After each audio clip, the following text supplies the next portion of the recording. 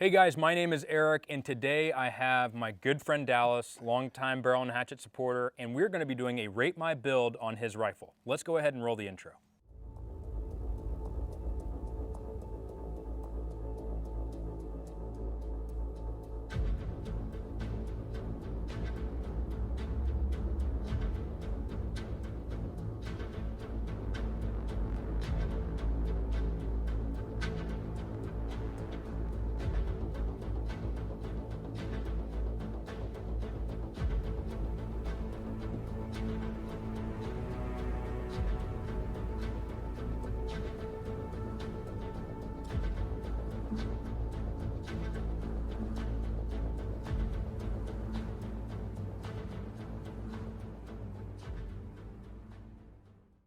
Hey guys, thanks for checking out another Hatchet Cast episode. Today we're going to be doing a Rate My Build episode with Dallas. Now Dallas has been a good friend of mine. We've been shooting for what, 5 years now? 5 years, man. Daggum, that's so crazy.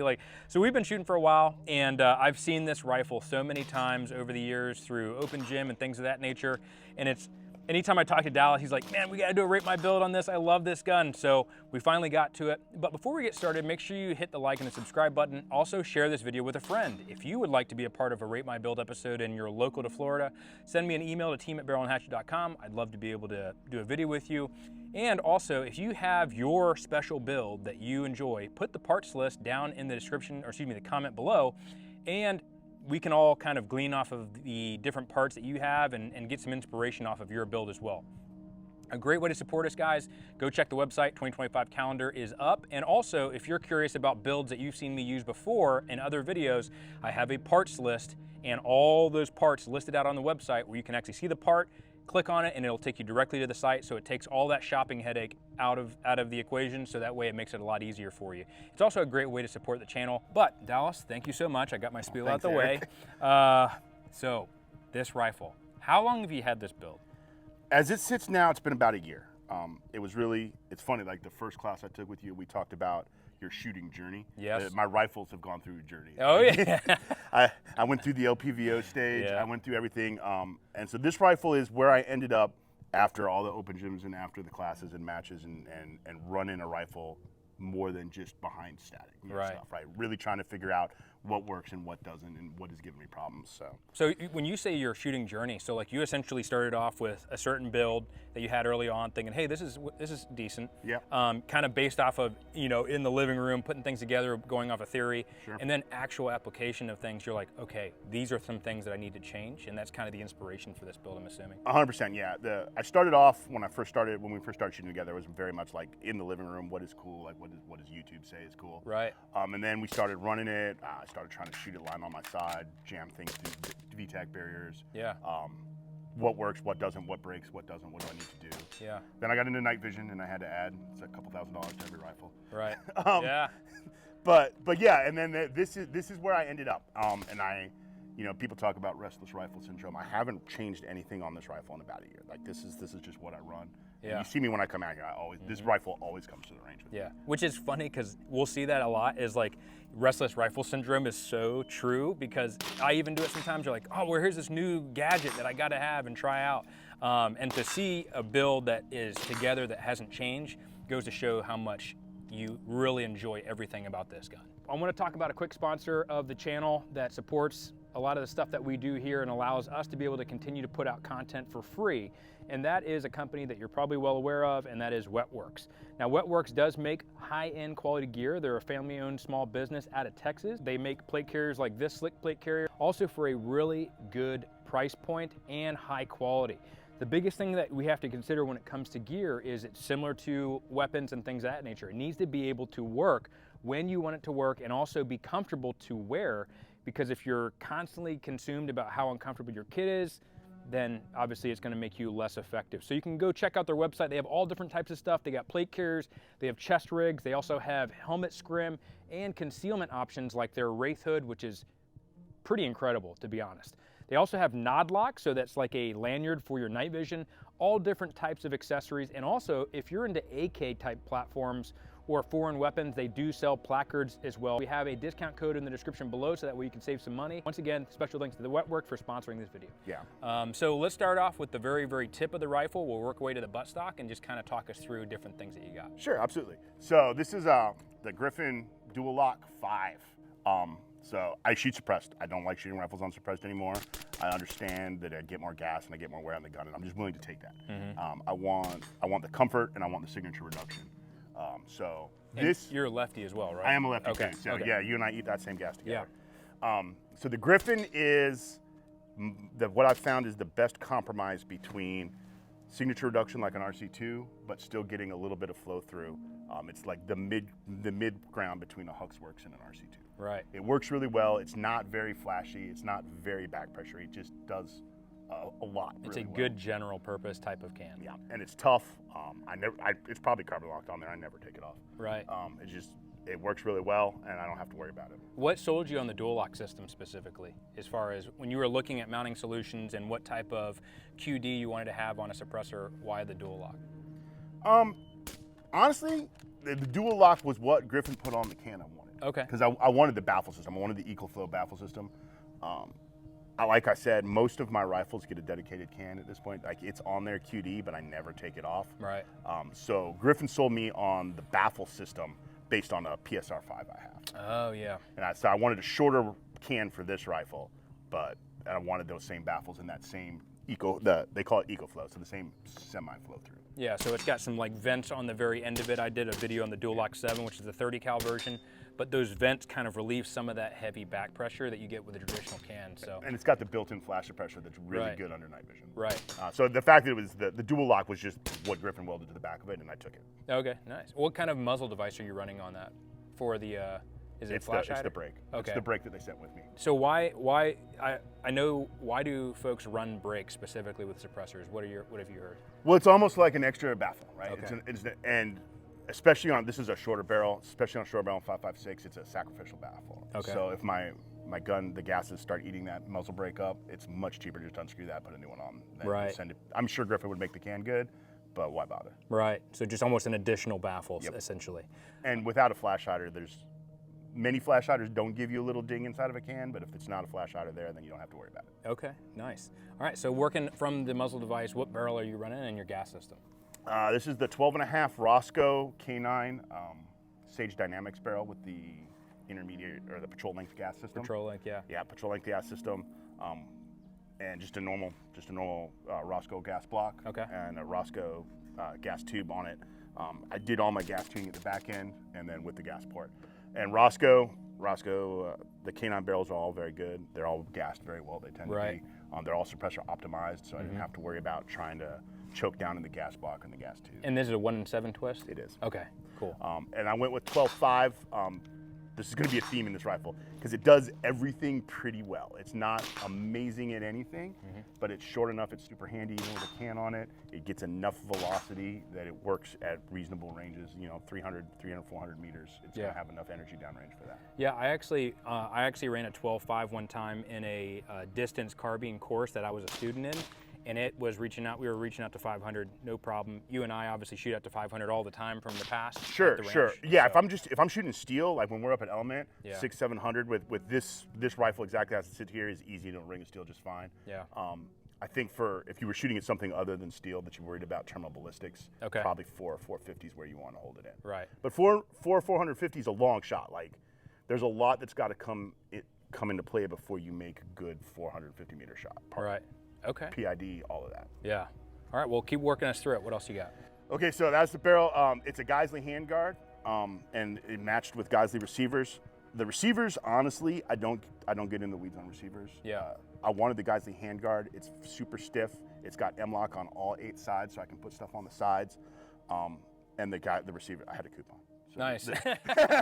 Like any good mil-spec receiver is going to be a good mil-spec receiver. Right. Don't get the cheapest one, but don't get wound up in paying $2,000 for a name. So I was buying the handguard anyway, and I had a coupon, so that's what the receivers are for. Okay. But the big thing was this Geisley handguard. I absolutely wanted the M-lock on the offsides because you can see my flashlights hanging up there. I wanted that extra room to mount stuff on the 45s. Just additional options. And Geisley's super good about have a nice flat spot, and it's super rigid. It doesn't move. I can slam it against things. Yeah. I mean, it's the same handguard that you are, for Scott. Yeah, I mean the bolt, the barrel nut on that handguard, it's so thick that it's just really rigid. And as far as handguards go, you know, one of the things, if you're shooting night vision like Dallas does and I do, you really want to kind of put a little bit more emphasis on having a handguard that's rigid, so that way you don't have your laser constantly unzeroing because the handguard's flexing.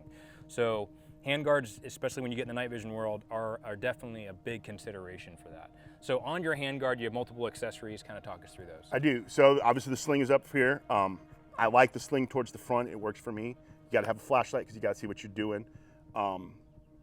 I've gone through a lot of flashlights. I've gone through mod lights. I've gone through clouds. I've gone through Arisakas. Basically, the answer is Surefire. Yeah. Like, just pay the money, get the Surefire. Don't put a tape switch on it because tape switches fail. Don't run it through extra little experimental attachments and USB-C things. Put a clicky switch on it, put a Surefire on it, and it turns on when you turn on. Yeah, I mean, one of the things. Be done with it. Exactly. Yeah, I've run tape switches in the past. Actually, I have a tape switch on one of the Holosun lasers, which Dallas kind of poo-pooed me on. But it's the reason for that is because tape switch is good, but it also is additional point of failure. Plus, you don't get the same amount of voltage from Absolutely what I hear. not. Yeah. So, except for the new experimental ones, tape switches were designed back when Surefire was running incandescence in 2123 CR130s, right? So the entire current of that battery runs through the tape switch for that switch, which was fine back in the day. But now we've got 18650s. We're running like 8 or 9 amps of draw. Those tape switches just mod buttons. They just won't do it. And if you put them side by side with a clicky tail cap and a mod button, you can see the same flashlight as dimmer. You just don't get all the candela you paid for. So whenever you have the Surefire, what Surefire is this? This is the dual fuel 640. So it is the one that Surefire was newest when it came out. I do like it because it's got the built-in M-LOK mount here, so I didn't have to buy another mount. Right. And that's basically you don't need to put a lot of thought into a flashlight. You need a good bright flashlight that's going to work and mounts. Why dual fuel specifically? If I don't have a charged 18650, I always have some CR123s somewhere in my kit. So if it all goes bad, I can dig them out of somewhere and throw them in there. Okay. It's just extra insurance. Additional options. So one of the things that's a funny story is out in Europe, in the war in Ukraine right now, they don't have a lot of CR123s in that region of the world. And so a lot of them run rechargeable batteries, and then they actually have like a solar battery, and they just recharge their optic batteries, their flashlight batteries, radios, everything off of that solar. So now you have a sustainable source of energy to be able to recharge your equipment, and your equipment is rechargeable in the field, which makes it very useful, especially if you don't have CR123s readily available. And thinking about SHTF type situation, once the supply stops and we have what we have that's in circulation right now, eventually that supply is going to run out. So having a rechargeable source, I think, is smart. Absolutely. It's maybe a little off topic, but Eric's seen it when I pull out my laptop to do commo gear. I have a solar powered battery supply for that laptop that also charges all my 18650. Okay. So I have that same setup in my truck. What's the lumens on that dual fuel? The output? With the 18650s, it's like 1,000 lumen and 100 and some odd thousand candela. Okay. It's bright. And as you've, since you and I have been shooting together, what have you learned about lights in terms of application versus what's like, hey, a lot of emphasis put on this, but it's really not that big of a deal? Sure. So, well, I don't really worry about lumens, which is why I had to think about the lumens on that, right? Yeah. Because candela is what's important. I want throw. And also I learned that realistically speaking, it's one of those things where you can buy more capability than you can use. And what I mean by that is you can spend more money and get a brighter light and get one that shines farther, but it won't be usable when you actually go out at night. It'll refract off your muzzle smoke after you've been shot to. It'll refract off stuff in the air. You won't actually be able to see any farther than if you'd bought kind of a reasonable, this flashlight actually. Yeah. So white light, even with the best, you're looking at 200 yards. If you can PID at 200 yards with white light, that's a really good light. Yeah.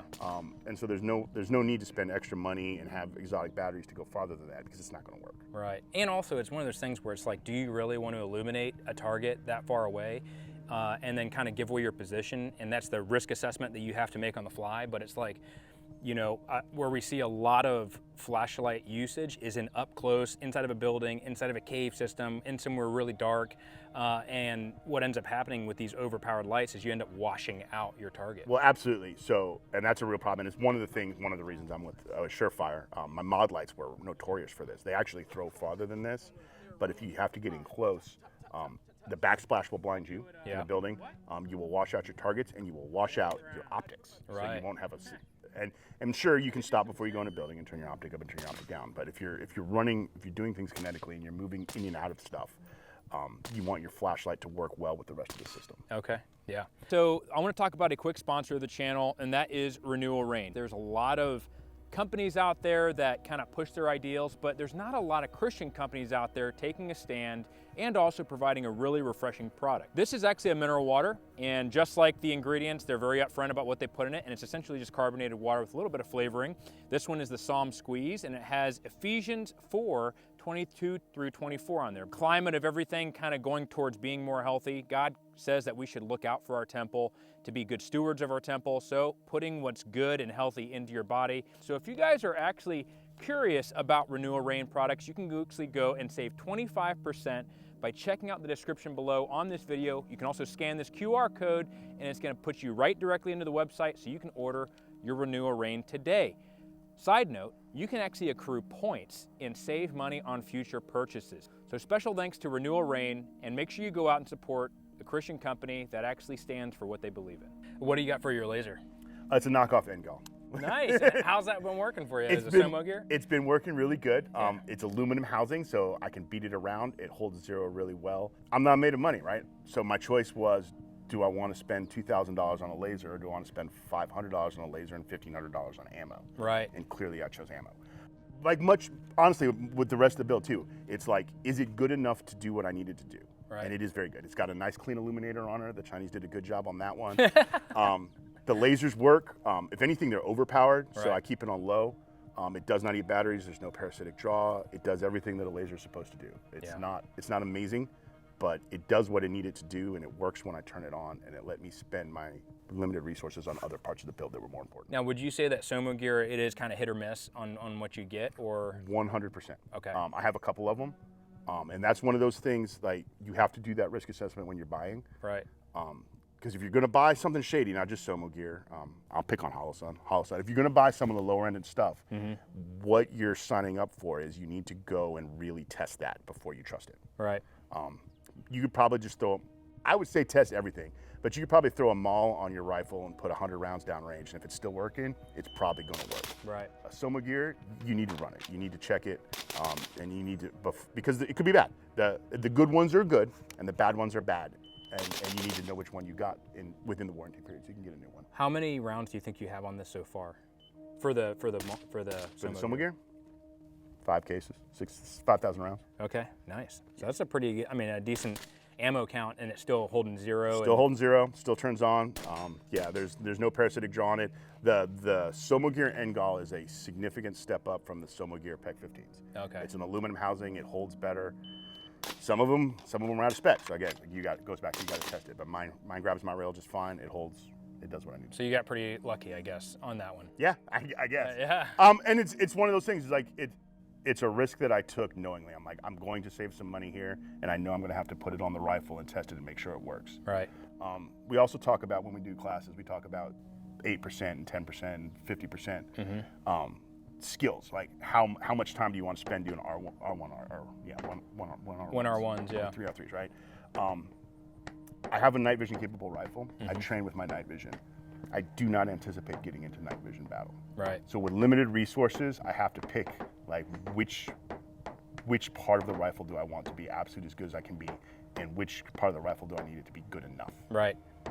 Yeah. So just kind of allocating based off of your time and your resources, what you're going to put more focus and training on based off of what you think you're going to experience more. So not disregarding that training, but just, hey, I'm going to hit on it when it happens, or, there's a couple of times that I'm going to focus on my dry fire, some of it, but there's other more pertinent skill sets to be able to put more time in. Absolutely. And the rifle's night vision capable. We'll talk about a lot of that when we get back to the optics side of it.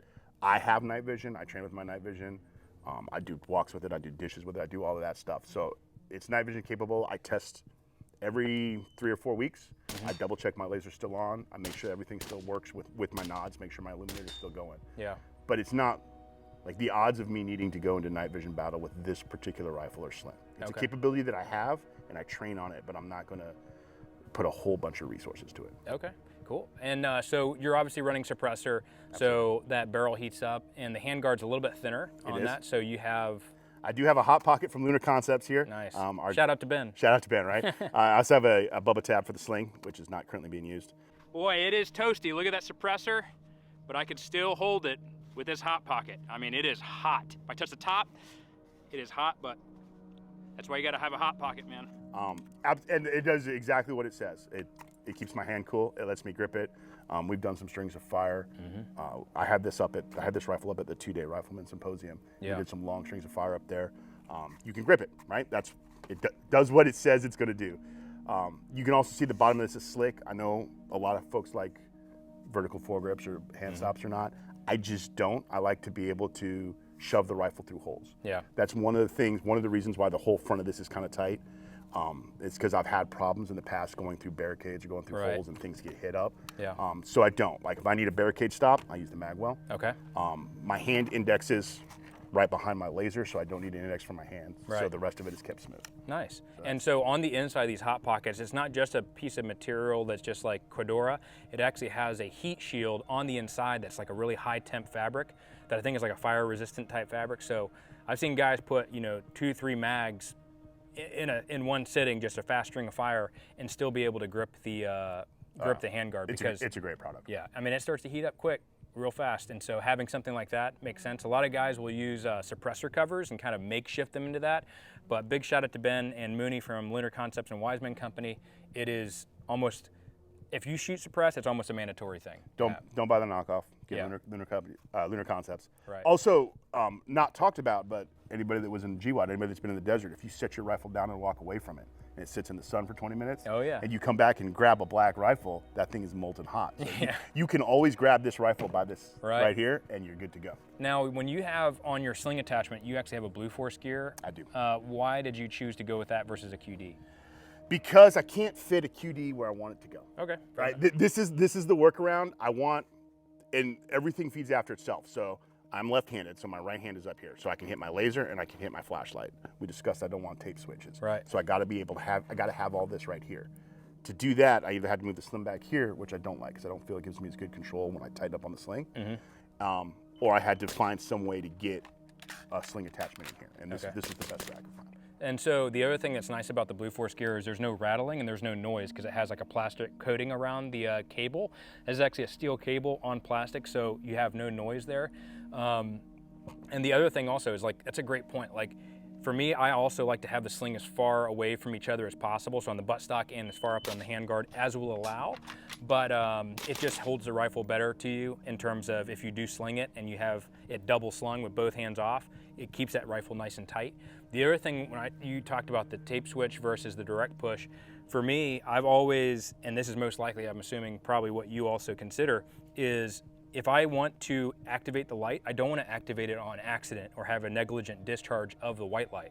So with a direct button push, I specifically have to force my hand position to change to be able to activate the light, so it's very deliberate. It's a deliberate choice versus accidentally hitting that tape switch and turning it on. Absolutely, that's a great point, Eric. This tail cap is shrouded, and what this position in the shrouded tail cap let me do is skip a light cover, because I'm not going to ND the light, and then I don't have to have the light cover interfering with the suppressor. So it all kind of works together. Yeah. Now I will say this about the light cover. So they're nice if they work. But I have my light tighter into the rifle now because I don't have to have a light cover. Right. Well, the one thing is there's actually 100 Concepts just put out a video on this. But at night, if you have the rifle facing a target, it actually is a reflective surface. 100%. So that is one consideration. However, another thing, flip side on that coin, is if you are running a light cover, you got to make sure that the light cover is not even touching the suppressor. Not only just because it'll melt, but two, we've actually had where someone's POI shift was pretty drastic by almost a foot at 100 yards because the light cap was touching the suppressor and actually kind of moving it. That is 100% happened to me with this rifle. As part of the build system, I had 100 Concepts light. I love 100 Concepts. I have a bunch of their stuff. Yeah. the way this particular rifle is set up with having the light this close in, and again, I want the light close in so I can stick it through barricades, Right. through holes. When I flip the light cover off, the side of it that the bungees go into would hit the suppressor. Okay. And you get a point of failure. So you just got to consider that, like not because it's a product flaw, it's just a consideration you need to Does have. it work with the whole system, right? Because all these products, you can have all the good products you want. When you put them together in a system, you have to see how it works together. Right. I mean, that's just, and then you go shoot it and see what it likes. Yeah. And adjust fire from there. Nice. All right. Well, working back, we kind of hit the receiver set. What else Sure. do you got going to the rear? So in the receiver set, I guess we'll talk about the gas system. Yeah. You and I are left-handed shooters. Yeah. I don't like eating a lot of gas. Also, it's underrated, I think, how tuning the rifle makes the rifle shoot better, makes follow-up shots better, makes everything about precision rifle shooting works better if the rifle is tuned well. Right. So I spent a lot of time. We talked about the suppressor-optimized barrel. This has got a Bootleg Concepts adjustable bolt carrier in it, an A5 length receiver by Ford Design Concepts, and then it's got the Griffin spring and the Griffin suppressor-optimized buffer in it. Okay. So that whole system, that whole system together works for a really soft shooting rifle. Right. But it also, because I have the adjustable bolt carrier in here, it allows me, when I get 500-600 rounds into a day, I can just turn the gas up a little bit. Okay, and so run it through. you specifically have the ability to let in more or less gas in the bolt carrier. 100%. Okay. Yeah, so the bootleg bolt carrier, it's got the adjustment screw right there. Yeah. And I tuned the rifle to run clean as on the lowest gas available, so on the full suppressed Okay. setting. Right, so as the rifle gets more dirty, if I need to use it, it's just a Leatherman and a click, and Okay. it runs again. Which is kind of fascinating how much technology has evolved with ARs. I know Griffin Armament also just released a very optimized bolt for deflecting gas actually down the mag well, so it's not out your face. I'm super interested in that I bolt know, carrier. man. It Especially looks as a cool, lefty, man. but- Like, and honestly, for health reasons, like as a southpaw, if you are a southpaw shooter, or even if you're right-handed, shooting suppressed all the time, it's even more important to have a well-tuned gun because then you're going to be eating less of that gas, 100%. especially if you shoot indoors. Like, and so, you know, if you are shooting quite a bit, get your lead levels checked. It is a real thing, but something to consider. So, when you have what is the price point actually on that bootleg bolt? $150. Oh, really? Yeah, it's very reasonable. Wow. Especially if you catch it on sale. I think it's $200 retail. Okay. I catch it on sale $150 all the time. Do you remember where you bought that? Primary Arms, Oh, really? Okay. So check out Primary Arms. I wonder if Optics Planet also has it. possibly. Probably. Okay. Yeah, So probably. either way, go in the description on this video. If it is on Optics Planet, we do have discount codes there as well. And I believe on Primary Arms, we'll actually see if I can actually link this bolt in the description of the video. So that way it's easy to find. Yeah. But so inside is your lower receiver. What kind of stuff are you running in there? It's a Geisley SSA combat trigger. Okay. The Super Dynamic Combat SBC, Nice. right? I prefer flat trigger bows. I don't think it matters. It's just what you like. Yeah. So you could have gotten a curved one. I got a flat one. The key is to have a good trigger that's reliable and doesn't change. Why did you go with 2-stage versus single? I like to prep. Okay. So I don't find when I'm shooting fast, I don't even notice the first stage. Yeah. But when I'm slowing down, I have it on a bag. We're doing that at Element, and we're like 600-700 yards out. Right. I've only got an ACOG. Yeah. I really like to prep to that wall. Okay. And then pull it again. Yeah, I'm the same way. Honestly, I like a curved trigger and I like a 2-stage, but what I've noticed is, and you probably experienced this as well, with single stage drop-in triggers specifically, I used to run those all the time back in the day. I've run multiple different famous companies drop-in triggers, but the problem is that trigger housing where it drops in is now a big bucket. So all of your gas or all your carbon, your grease, all that stuff goes into that and just catches it. And obviously you have to clean it out. I've tried cleaning mine out with brake cleaner fluid and just trying to blast it out. And what will happen is you will actually have no reset. So you'll squeeze a trigger and then you go to shoot again and it doesn't go off because the trigger didn't reset because of so much stuff in there. So it's just a point of maintenance. You have to kind of keep an eye on that. But for me, I was just like, I'm gonna go with a standard, non-drop-in trigger, and that alleviated the problem. Sure, So, absolutely. I think Geisley's putting these triggers in the URGIs now. oh, okay, nice. I think. Don't hold me to that. Yeah. But I know there are military units that are running them in combat. Right. They're reliable. They're people that have shot even more than I they're reliable, they work. It's a good trigger. Yeah. I got it at a good price. Yeah, they are kind of pricey. Honestly, the LaRue MBT is also a very good trigger. Right. I wouldn't shy away from that. I bought this trigger on the same coupon that I bought the receivers on. Nice. They're both very good triggers. Yeah. The key is not don't get wound up in the specific. Get a good trigger that works. Right, and was reliable. And is reliable and is repeatable. Yeah. Okay. I 100% agree. The drop-in cartridges, I've had some bad experiences with those. I had one go auto, and then I had one just go single shot because we were doing hammer fire. Oh, okay. Same thing. The trigger wouldn't reset. Yeah. So I've pulled all those cartridge ones out. Okay. Not saying they're bad. There's good ones out there. I just don't like them. Okay. Cool. What else you got on the lower receiver? So I'm left-handed, so this is going to get the internet in an uproar. I have an ambi safety, obviously, because I got to have it, and I have a bad lever. There are lots of folks that don't like bad levers. I'm actually going to spin this around. Yeah. And then I have a Troy ambi mag release. So, oh, nice. So the idea is that I can run everything from right here. I run a 45-degree safety, not because it's faster to take off, but because it's faster to go back on. Okay, good. Right? When I'm coming off the optics, I can just hit it with my trigger finger and it pops right back. Yeah. I think the bad lever, honestly, is designed for righties to be able to lock the bolt to the rear without having to remove their firing hand from the firing grip. However, for reloads, man, it's 100%. Nice. It's for us, right? Yeah. Because I'm going to spin on the camera here, right? So I can hit the bad lever with my trigger finger, and then when I go to reload, I got an empty mag. It goes here and here, and you're just done. And the reload is fast. Nice. So that's why the bad lever's there. You've got to have, if you're left-handed, you have to have some sort of ambi solution. Yeah. There's a lot of really good ambidextrous receivers out there. I haven't found one that I like as much as I like running this setup. Right. Again, run what works for you and train with it. But for me, I think the bad lever is easier to run and faster this way. Yeah, it's also just price point. It's a lot cheaper to be able to build your own ambi with the ambi accessories. The two lower receivers that are ambidextrous that I personally think are the best, that I've enjoyed the most, is the Griffin Armament Mark II ambidextrous low receiver. Everything on that is so intuitive and just makes sense, especially as a lefty. Everything feels nice. And it also has bolt lock on ambi. So a lot of ambidextrous low receivers will only have bolt release, but on the Mark II Griffin, and then also the LMT ambidextrous lower has bolt lock capability on the ambidextrous side. So as far as your magwell, you're running a, what is that? It's a HRF magwell. It's hard. There's not that many choices for add-on magwells that are good. Yeah. So just buy this one. Yeah. Right. Yeah. It locks into the. It locks in. It screws together to itself, so it doesn't fall off. You don't break. It is plastic, but you don't break it. Yeah. And you should have a magwell. Right. Like if your receiver is mil spec, you didn't buy one with a magwell, you should put a magwell on it. It's going to make reloads noticeably faster. Okay. Cool. And honestly, price point on those are pretty good. HRF. Yeah. The hardest part of this is finding one in stock. Yeah. They're very popular. Yeah, so sign up for the email when they're back in stock, and then just buy it. Nice. And then as far as in your upper receiver, what charging handle are you running? It's a Radian. Okay, cool. I must say. Cool. And so charging handles are another one of those things that it used to be. You had to get the Radian SD, but now there's a lot of good charging handles out there that are ambidextrous and that work with suppressors. Nice. I said I don't move stuff, so this charging handle is probably 2.5 years old. Yeah. Right, because it was one of the first things that went into the rifle.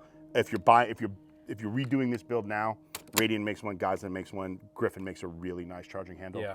If I was buying this now, I probably would go with the version 2 snatch from Griffin. They're very, very good. Yeah. But I'm not gonna take out a perfectly good charger. Right. So if you had to recommend, if someone gets a brand new rifle, they're brand new into shooting, and they had to upgrade 2 things right off the bat, what would they be? If there was a standard AR. I would upgrade the trigger, and I would upgrade the gas system. The buffer. I would tune it. That would be the 2 most important things. Right. Okay. Absolutely. So going back to the buffer, what buffer system are you running in this? So this is an A5 length. Okay.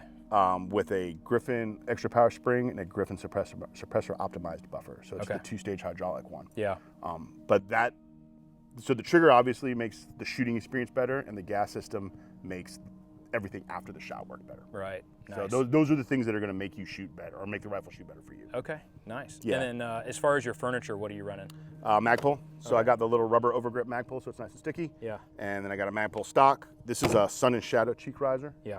So I've gone through a lot of optics in my time. Yeah. I have a box of discarded optics the way some people have boxes of discarded holsters. And I find myself back to where I was in 2008 in Iraq.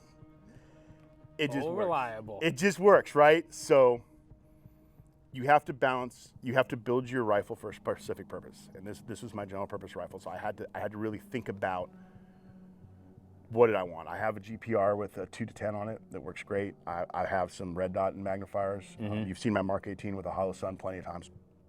But for a general purpose rifle, for a rifle that's going to be your main squeeze, as we say, you've got to be able to see, you got to be able to make positive ID. You cannot shoot farther than you can identify the target. Right. So a lot of people will look at optics as like, hey, I can see a silhouette out there, I can make that shot. But reality is you need to be able to see the target well enough to say, is that a valid target? Right. So in the military standpoint, is that my guy in multicam or is that the Russian in multicam? Right. Like, what rifle is he carrying? Is this a valid target? In a more civilian standpoint, like, if we're in the without the rule of law situation, is that a raiding group coming towards me, or is that just some poor guy out with his family trying to go from one town to the next? And the ACOG, for all that it's only 4 power, has some of the cleanest glass you can see. Yeah. So it's no batteries. It's almost bulletproof. You're not going to lose zero. You can drop it. It'll be fine. And it's got really good glass. So that same engagement envelope we were talking earlier, out to about 450. Right. You can do things like identify types of rifle. Okay. Whereas, and I'm not going to hit on primary arms. I have a lot of primary arms. But with like a primary arms LPVO, you're going to see a guy with a rifle. With an ACOG, you're going to see a guy with an AK. Right. Right. Yeah. And that can make a big difference. Yeah. And then I got the RMR on top, because sometimes you got to do close and fast. That's what the cheek riser's for. It works with the RMR. I generally run this rifle.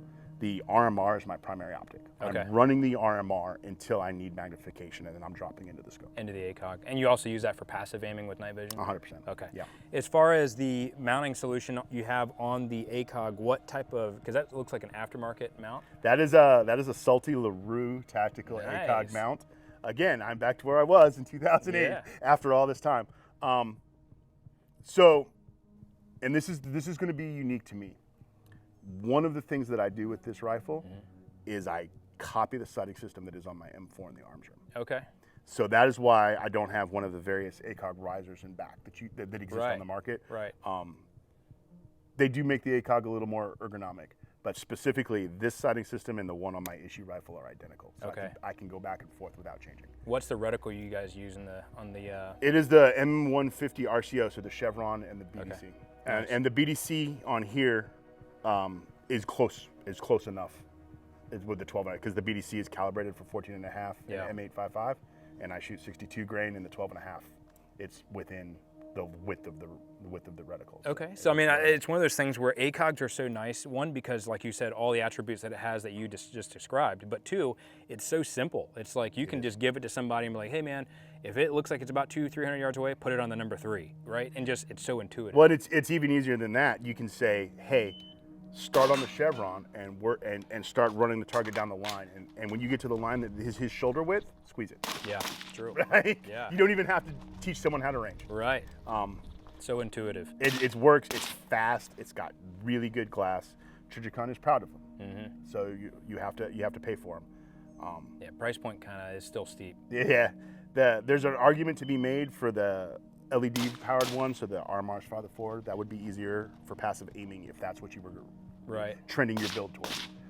But I wanted bulletproof, no batteries. The only battery on this thing, well, up here, but the only battery that I need to shoot is the RMR, and it lasts 5 years or whatever. Right.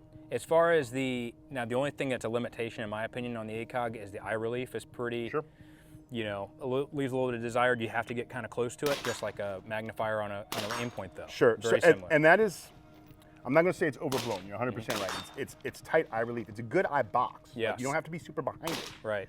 The other thing that's nice about an ACOG is because the field of view is so wide like you don't actually have to be with the right eye relief. Because if you back out of the eye relief, then your field of view closes down to what every other scope is. Right. So it is tight. To get that full field of view and to get a real nice thing, you have to be kind of close behind it. But that was part of my journey. I went through a long LPVO phase. I really tried to make LPVOs work. And they have tight eye boxes, right? So would you prefer a tight eye box, or would you prefer having to get kind of close to the magnifier? Right. And there's not necessarily a right answer. Again, it's what works for you. It's what works for your mission. Right, I agree. For me, again, I'm using the RMR as a primary optic. So I'm already behind the gun by the time I'm dropping into the ACOG. Yeah. And that means I'm 60, 75% of the way there before I drop down into the ACOG. and that means I can see. Like, Right. even if I'm not perfectly back, if I got a little shadow donut around the reticle, I can see the center of the reticle and I can see my target. Yeah. Because I'm already on target. Right. Because I have the RMR on. Yeah, no, that makes sense, and that's a great you know, method and a TTP that you can use, especially when you have a top-mounted dot, of using that top-mounted dot for so many different applications, and that being a high-quality one. So, what are some, you know, have somebody that's getting into their first rifle build or maybe looking to build their dual rifle? What are some tips that you would recommend for the shooter? So it's funny that you mentioned that, because one of my buddies at work just asked me to help him build a rifle. Nice. And my tip was buy a Griffin Mark II. Yeah, yeah. It is what it is. But if you're building your own, so tips, right? Pick what's important. Pick what's going to make the rifle shoot better. So we mentioned trigger, we mentioned gases, and we mentioned barrel, right? If your barrel is bad, if it's inaccurate, or if it heats up and shifts a lot, then the rest of it doesn't matter. Right. I would say buy a suppressor. I would say in 2025, with 2-week turnaround on Form 4s, there's no reason that your main rifle should be unsuppressed. Yeah. It's nicer for everybody around, it's safer, it's more tactical, it's everything. Yeah. So in that order, trigger and gas system, make sure the rifle's gonna work. Barrel that's gonna be accurate, get a good suppressor, get a good sighting system. Yeah. Kind of the rest of it doesn't really matter. Right. There's a lot of stuff out there that'll work for the rest of it. Nice. Well, cool, Dallas. Thanks so much for talking to us about your build. Yeah, and my pleasure. yeah, dude, we've been talking about this for a long time, so I'm so glad that we finally got to do it. But awesome. Well, I'm going to turn it back over to Eric, and he's going to give you an encouraging word. That's me, by the way. So guys, I want to leave you with something that really hits near and dear to me, because it's something that I struggle with, and it's something that I'm actually working through in my own life. And so this is really honestly a word mostly for myself that I think is good for all of us to hear as I'm learning it myself. So I'm going to read from a couple of passages, and I really want you to pay attention to kind of the richness of the passage and the depth of what the writer is trying to speak to us. And so here in Romans chapter 12, it's 3 verses 5, and it says, "For by the grace given to me, I say to every one of you, do not think of yourself more highly than you ought, but rather think of yourself with sober judgment, in accordance with the faith God has distributed to each one of you. For just as each of us has one body with many members, and these members do not all have the same function, so in Christ we, though many, form one body, and each member belongs to all the others." And that's Romans 12, 3 through 5. And what's really fascinating about that verse, and even though it's talking about the body of Christ and the body of believers, but even we can apply that biblical wisdom to the gun community and also Christians in the gun community, you know, where we don't think of one ligament of the body as more important than the other, right? Like, it's like, oh, well, the leg has a much more important role than the arm does. No, they're both equally important. They both serve two different functions. The leg is a lot better at running than it is at picking things up, and the arm is a lot better at doing fine motor skills than it is at, you know, running.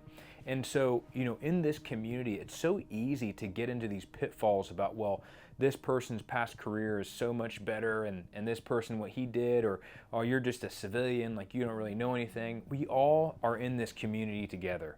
We all have a role to play, and not one is more important than the other.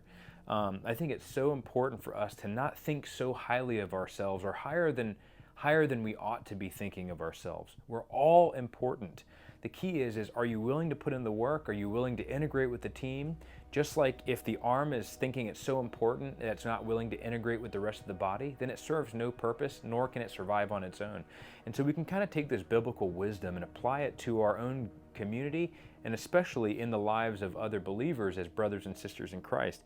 And going on into Romans 12, verse 16, it says, "Live in harmony with one another. Do not be proud, but be willing to associate with people of low position. Do not be conceited." And that's Romans 12:16. And it's funny, we see it even in this industry, our own community. By our community, what I mean is the gun community. I think in the Barrel and Hatchet community, we have a very positive environment with a lot of really great people, and it's amazing to be a part of this culture in the Barrel and Hatchet community. But listen to that voice. It says, "Do not be proud.